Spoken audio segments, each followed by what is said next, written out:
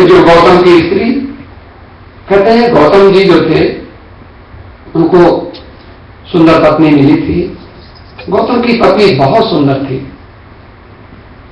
भगवान की कृपा से सुंदर पत्नी किसी को ना मिले तो ज्यादा अच्छा है क्योंकि सुंदर पत्नी, ऐसा हमारे महात्मा लोग कहते हैं कि सुंदर को अरे बड़ी सुंदर है, सब दुनिया भर के लोग उसको और भी तो नजर तो लगा ही देते हैं।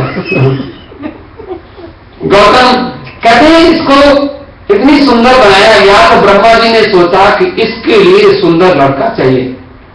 जब सुंदर लड़के की बात की तो भाई इसको हम सुंदर, तो कहते हैं बड़े लोगों ने निमंत्रण देने का हम इसके साथ विवाह करेंगे। देवता लोग यहां तक कि इंद्र तक भी उससे विवाह करने को राजी हुए। लेकिन ब्रह्मा जी ने कहा सुनो, हम ऐसे नहीं, हम पहले इसके लिए जो हस्बैंड होगा, इसके लिए जो पति होगा, उसकी परीक्षा लेंगे, एग्जामिनेशन। ये पुराण में कथा है। तो ब्रह्मा जी ने क्या किया, सब लोगों को बुलाया। कौन कौन ऋषि मुनि भी आए और देवता भी आए। सब लोग इतनी सुंदर थी अहिल्या कि इनके साथ हर कोई विवाह करना चाहता था। लेकिन ब्रह्मा जी ने कहा ऐसे नहीं। उसने सबकी परीक्षा ली। ब्रह्मा जी ने देखा कि जो किसी को चाहता है उसको वो कन्या दी जाए, लेकिन वो चाहने के बाद उसके साथ क्या व्यवहार करेगा। ब्रह्मा जी ने सोचा, गौतम ऋषि को देखा, क्योंकि कोई व्यक्ति को कोई चीज दी जाए तो उसका उपयोग करे, उसका सदुपयोग करे, उसको अच्छे रास्ते लगावे। पत्नी का मतलब क्या होता है। उन्होंने देखा, ब्रह्मा जी ने सब में से पास किया गौतम ऋषि को, और गौतम ऋषि को कहा गौतम ये कन्या हम तुमको देते हैं।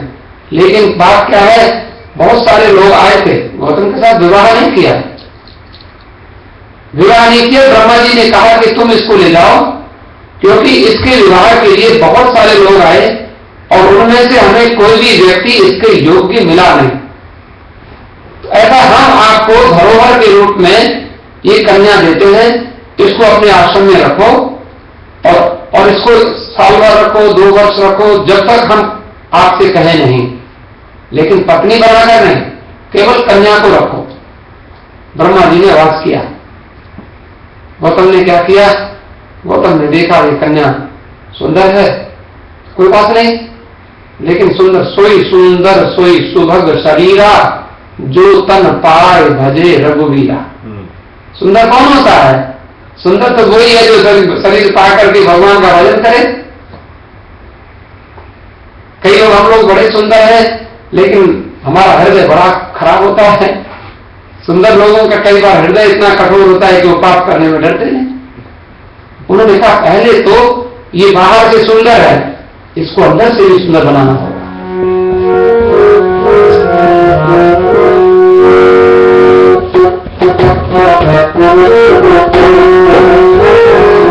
रूप अच्छा चलन सुंदर हो, रूप अच्छा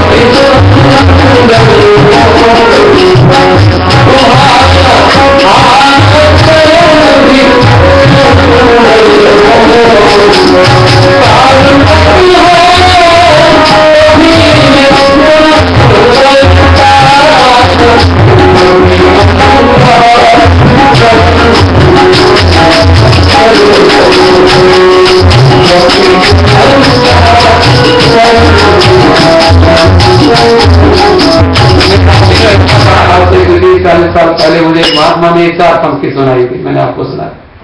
रूप अच्छा, चलन भी सुंदर हो, आपका रहन सहन बहुत सुंदर है, बड़ी लग्जरियस गाड़ी है, बड़ा बढ़िया घर है आपका, आप बहुत सुंदर हैं। रूप अच्छा, चलन भी सुंदर हो, तुम्हारा आचरण भी सुंदर हो, आचरण भी सुंदर होना चाहिए, रहन सहन भी सुंदर होना चाहिए। हमारे महात्मा कहते हैं देखो आप कितने दिन जीते हो ये नहीं, लेकिन कैसे जीते हो। आपने हमारी एनिवर्सरी को इतने दिन हो गए, हम शादी को इतने दिन जी। एक महात्मा कहते थे कि देखो क्या होता है, कहते थे पहले 4 साल वो पत्नी जो होती है बहुत सुंदर लगती है, वो होती है चंद्रमुखी। हाँ। और दूसरे 4-5 साल वो हो जाती है सूरजमुखी। और तीसरे 4-5 साल में फिर हो जाती है ज्वालामुखी।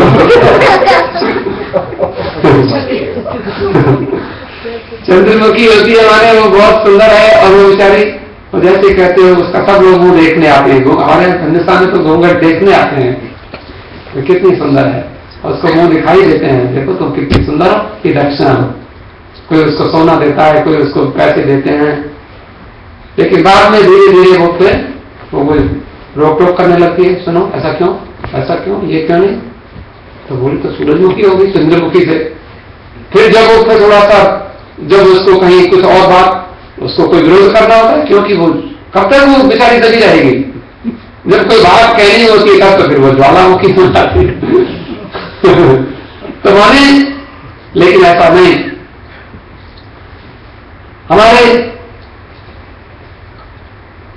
रूप अच्छा, चलन भी सुंदर हो, तुम्हारा आचरण भी सुंदर है, सहन भी सुंदर है, जीवन भी सुंदर है, लेकिन अंतःकरण भी सुंदर होना चाहिए। सार्थक है तभी ये सुंदरता, जबकि अंतःकरण भी सुंदर। गौतम ऋषि ने उसको संध्या वंदन सिखाया, आओ देवी हमारे पास बैठो, ब्रह्मा जी ने तुमको हमारे पास भेजा है, तो तुम पहले संध्या वंदन सीखो, फिर भजन सीखो, पूजन सीखो। कैसे? और गौतम ऋषि न्याय शास्त्र के विद्वान हैं, फिर धीरे धीरे उसको शास्त्र पढ़ाने शुरू किए। और एक तो वो सुंदर तो थी ही, लेकिन वो तो फिर जितने दिन गौतम ऋषि के पास रही उतने दिन वो उसको हमने देखा, आपको देखो जो समझदार लोग होते हैं, मैंने कई समझदार बच्चों को देखा, वो कभी भी अपनी पढ़ाई लिखाई कभी छोड़ते नहीं। अच्छा, एक काशी की एक घटना है, वहां पर एक पंडित जी थे, उनका नाम था पंडित जगन्नाथ। तो वो उन्होंने जगन्नाथ जी ने वो दिल्ली के एक राजा मुसलमान राजा ने पंडित जी को कहा, पंडित जी आप हमारी बेटी को पढ़ाओ, हमारी बेटी पढ़ना चाहती है।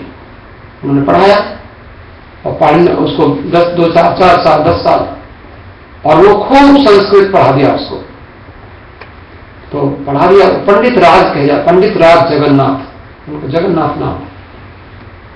ये मुसलमान जो मुगलों के साम्राज्य के काल की बात है, और वो काशी के पंडित थे, काशी के बड़े पंडित थे, दिल्ली में आकर पढ़ाया। बाद में फिर वो उस कन्या से बोले, अच्छा महाराज आपकी बेटी योग्य बन गई है, अब इसको आप उसका विवाह करिए, चाहे जो इच्छा हो। उन्होंने कहा ठीक है पंडित जी, आपकी दक्षिणा कितनी हुई? आपने हमारी बेटी को योग्य बनाया, पढ़ाया लिखाया, आपकी दक्षिणा कितनी हुई? पंडित जी ने कहा रहने दो, कोई दक्षिणा, हम ब्राह्मण हैं, हम विद्या का दान करते हैं। बोले नहीं, हम राजा हैं, हम तुमसे दान नहीं लेंगे, हम तुम्हारी विद्या की फीस लेंगे। राजा ने कहा, बोले ठीक है, आप हमें फीस देना चाहते हैं तो ऐसा राजा, तुम राजा हो और मैंने उस कन्या को पढ़ाया है, वो तुम तो मेरी फीस जान नहीं सकते, पढ़ाई लिखाई की क्या, क्योंकि कैसी स्टडी है क्या है वो तुम क्या जानोगे, तुम तो संस्कृत वेद शास्त्र मैंने इसको पढ़ाया है। मुसलमान लड़की थी, लवंगी उसका नाम था, इतिहास में उसकी कथा है। उसको कहा कि तुम नहीं, इसको उसी कन्या से पूछो क्या फीस होनी चाहिए। अब वो क्योंकि तुम तो समझ नहीं पाओगे कितनी फीस होगी, वो बताएगी अपने आप, वो पढ़ी है, वो जानती है विद्या क्या होती है, पढ़ाई लिखाई क्या होती है, स्टूडेंट बताएगा ना। जो हम लोग क्या जाने, हम सोचते हैं, कई बार हम सोचते हैं कि वो किसी को पढ़ाना चाहते हैं कि तुम पढ़ लो, बोले 1 घंटे का $50, नहीं हमने पढ़ा है। माता पिता तो कहेंगे नहीं महंगा है, लेकिन बच्चा कहेगा नहीं डैडी आप नहीं जानते, वो पढ़ाई लिखाई उतनी महंगी होती है, उतने पैसे होने चाहिए, वो तो बताएगा। उसने कहा लड़की से पूछो। लड़की से जब पूछा गया, पिता ने कहा अब देखो पढ़ाई लिखाई ऐसी चीज है, एक बार अगर पढ़ने लिखने में किसी का मन लग जाए, या तो लगता नहीं है और लगता है तो फिर वो हटता नहीं। पढ़ाई लिखाई में भी आनंद होता है, भगवान के भजन में भी आनंद होता है। जैसे मक्खी होती है ना, मक्खी सब जगह बैठती है, मक्खी मिठाई पर बैठती है और मक्खी गंदगी पर भी बैठती है, विष्ठा पर गंदी चीज पर बैठती है, लेकिन मक्खी कभी आग के चूल्हे के ऊपर नहीं बैठती। लेकिन कल्पना करो सपोज मक्खी अगर आग के ऊपर किसी दिन बैठ जाए तो फिर उठती नहीं, फिर बैठ गई तो फिर धुआं उठता है, मक्खी क्या उठेगी, फिर तो धुआं ही उठेगा बस स्वाहा। ये मन हमारा बुरी वस्तु में जाएगा, किसी की निंदा करेगा, किसी की प्रशंसा करेगा, खराब वस्तु में जाएगा, बुरी वस्तु में जाएगा, लेकिन भगवान के चरणों में मन हमारा लगेगा नहीं। और जब लग जाएगा तो धुआं उठेगा, धुआं भक्ति का धुआं, सूरदास लगे धुआं उठा, कालिदास लगे धुआं उठा, तुलसीदास लगे धुआं उठा, मीरा लगी धुआं, दुनिया जा गई, धुआं तो वो है। तो मन लड़की ने 12 साल पढ़ा तो सही, लेकिन उसका मन पढ़ने से भरा नहीं। उसको लड़की को लगा कि कितना आनंद आया, इतने शास्त्र पढ़ाई पंडित जी ने, और मैं फिर यहाँ मुसलमानों के घर में यहाँ दिल्ली में रहूंगी, मेरी सारी पढ़ाई लिखाई सब चौपट हो जाएगी। गुरुजी आप काशी चले जाएंगे? बोले हाँ बेटी हमने आपको पढ़ा दिया, और आपको अब तो गुरु जी दक्षिणा देते हो, तुम बता दो क्या दक्षिणा होनी चाहिए। पिताजी से पूछा, बड़े प्रसिद्ध राजा की बेटी, वो काशी के, वो तो इंडिया के राजा थे, सबसे बड़े सम्राट। उसने कहा महाराज बेटी बताओ कितना पंडित जी को दक्षिणा दें। लड़की ने कहा पहले आप प्रतिज्ञा करो, जो मैं कहूंगी वो देना पड़ेगा। बोले क्या है, तू जितना करोड़ 10 करोड़ 1000 जितना बोलेगी मैं हम दे देंगे ना, हमारी बेटी बोले और हम ना दें, ऐसा तो हो ही नहीं सकता, तो बोल। लड़की ने कहा कि नहीं वो मुझे कुछ नहीं कहना है, मुझे ऐसा है, ऐसा करो मुझे पंडित जी को दे दो, मुझे ही खुद मैं पंडित जी के साथ जाना चाहती हूं, मुझे दान कर दो। राजा ने कहा ऐसा तो नहीं हो सकता है। बोले ठीक है नहीं हो सकता तो कोई बात नहीं। बोले नहीं, बहुत विचार किया, मंत्रियों को बुलाया, तो बाद में देखा तो अब लड़की को महीने 2 महीने 4 महीने, लेकिन लड़की को मनाया गया, उसकी माँ ने मना बहुत कोशिश की, बेटी ऐसा मत जिद करो, तुम कहाँ पंडित जी के साथ काशी में जाकर, तुम राजा की लड़की, काशी तो बहुत, आज भी काशी जाओ तो कई लोग कहते हैं काशी तो ऐसा है वैसी है, काशी की सुंदरता बाहर से नहीं देखने को लगती, लेकिन वहां पढ़ाई लिखाई, वहां विद्या, वहां तपस्या साधना, वहां जो वेद शास्त्र समझ में आते हैं। तुलसीदास ने रामायण काशी में बैठ कर लिखी, लेकिन उस कन्या ने जिद की, आखिर 1-2 साल के बाद फिर पिता को उसका आग्रह देखकर, क्योंकि घर में वैसा मन उसका लगा नहीं, उसको पढ़ने लिखने का शौक, बोले मुझे तो आपने मेरी पढ़ाई लिखाई तो आपने बंद करा दी, गुरु जी को तो भेज दिया। आखिर पिता को उस लड़की की जिद मानकर पंडित जी को दान करना पड़ा। वो कन्या काशी में चली गई। काशी में चली गई तो ये सच्ची घटना आपको सुना रहा, कभी आप सुन लेना। और वो पंडित जी की एक स्तुति है, उसका नाम है गंगा लहरी। उन्होंने एक स्तोत्र लिखा है संस्कृत में। तो क्या हुआ, जब गंगा दशहरा होता है तो गंगा लहरी का पाठ किया जाता है। समृद्धम सौभाग्यम सकल वसुधाया किमपि तन माहेश्वर्यम इत्यादि हम कभी आपको सुनाए। गंगा जी की स्तुति है। वो क्या हुआ, पंडित जी जो थे, पंडित जी काशी में रहे और फिर उसको लड़की को फिर पढ़ाते रहे। वो लड़की पढ़ती रही, पंडित जी के साथ रहती थी, हमेशा उनकी सेवा करती थी। पंडित जी बहुत बूढ़े हो गए, उनकी सेवा करती रही, लेकिन संसार के लोग ऐसे ही हैं, कई लोगों ने पंडित जी का अपमान किया।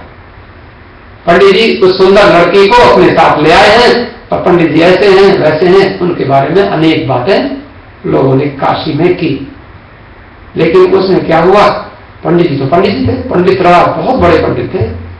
आखिर जब वो अंत समय में उन्होंने कोई परवाह नहीं की, उसको लड़की को कहा बेटी कोई बात नहीं, तुझे दुनिया वाले कुछ भी बोलेंगे, तुम चिंता नहीं करना, तुमने शास्त्र पढ़े हैं, तुम्हारे सरस्वती जी की ऊपर तुम्हारे ऊपर कृपा है।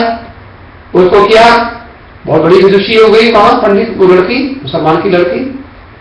अब बाद में पंडित जी बोले अच्छा देवी अब हम जाते हैं, और उन्होंने जेठ का महीना था, गंगा दशहरा का दिन, और उन्होंने गंगा जी के लिए एक स्तुति पढ़ी, और गंगा जी की बहुत बड़ी स्तुति 40 श्लोक है उसमें, लंबी स्तुति, बड़े बड़े श्लोक, और गंगा जी की स्तुति पढ़ी। तो कहते हैं एक जब गंगा जी का एक श्लोक पढ़ा तो गंगा जी एक स्टेप ऊपर आई, दूसरा श्लोक पढ़ा एक और स्टेप ऊपर आई, तीसरा पढ़ा एक और आई, चौथा पढ़ा 40 सीढ़ियां थी, तो 40 सीढ़ियां 40 श्लोक पढ़ के गंगा जी बिल्कुल जहां पंडित जी थे वहां पहुंच गई। और आप सोचो 40 सीढ़ियां माने कम से कम 40 मीटर ऊंची गंगा जी आ गई, जहां नीचे जून के महीने में गंगा जी धीरे धीरे चल रही थी, गंगा जी इतनी बढ़ के ऊपर आ गई, उस स्तुति सुन के गंगा जी ने स्तुति सुनी। और उसके बाद में पंडित जी ने कहा अच्छा देवी अब हम जाते हैं, और गंगा जी के भीतर कूद गए। वहां के काशी में भी पंडित के गंगा जी का तैरना विप्रों का व्यापार, पार गया सो पार है, डूबा सो भी पार। गंगा जी ने वहां पर बोले अब मेरा शरीर में अपने इसको गंगा जी को अपना शरीर अर्पण करता। तो कहते हैं गंगा जी का शरीर गया, और वो गंगा जी उनके शरीर को ले गए, उनका शरीर मालूम नहीं पड़ा, और फिर से गंगा जी नीचे चले गए। ये काशी में हुआ सच्ची घटना। और उसके बाद में वो कन्या रो रही थी, कई लोगों ने वहां भी पंडित जी के लिए कुछ बुरा कह दिया, नहीं चले गए, कुछ जो भी कुछ कहा हो, लेकिन ये कन्या, ये मुसलमान कन्या है, अभी ये कहां रहेगी, इसको काशी में नहीं रहने देंगे हम लोग, इसको इसके पिता के घर भेजो। तो इस तरह की जब बात हुई, कन्या ने कहा मैं जब पिता के घर में कैसे जा सकती हूँ, पंडित जी थे तब तक तो किसी की हिम्मत नहीं थी कुछ बोलने की। उस कन्या ने कहा कोई बात नहीं, वो खड़े होकर पंडितों के सामने काशी में उसने अपने गुरु जी का, पंडित जगन्नाथ जी का स्तोत्र फिर से पढ़ा।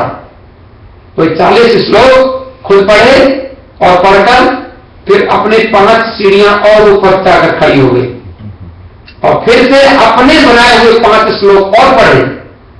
तो गंगा जी फिर 5 सीढ़ी उस लड़की के लिए गई ऊपर, और वो लड़की भी फिर गंगा जी में कूद गई, और फिर गंगा जी लेकर उसको भी चली गई।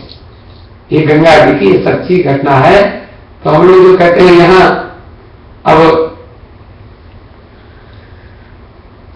हमारे भगवान श्री राम जी ने जिन जिन चरणन सो निकसी सुरसरी, शंकर जटा समाई, भज मन राम चरण सुखदाई।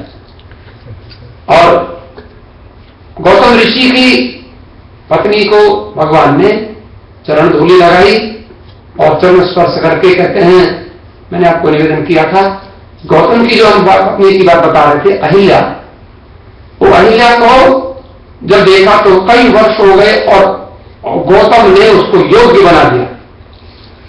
इतने दिन तक बात, और कभी भी उस ब्रह्मा जी से आए, ब्रह्मा जी ने अहिल्या से पूछा देवी तुम कैसी हो, गौतम ऋषि तुम्हारे साथ कैसा व्यवहार करते हैं। कहते हैं ऐसे गुरु तो मुझे कहीं मिलेंगे नहीं, इन्होंने तो मुझे सारे वेद सारे शास्त्र ऐसा पढ़ा दिया, और इन्होंने मुझे सारी, मैं तो कुछ भी नहीं की, मेरे जीवन में जो आनंद आया है। अब तो बोले मैं संसारिक पति को मैं क्या करूं, ऐसा जो महापुरुष है, ऐसे महात्मा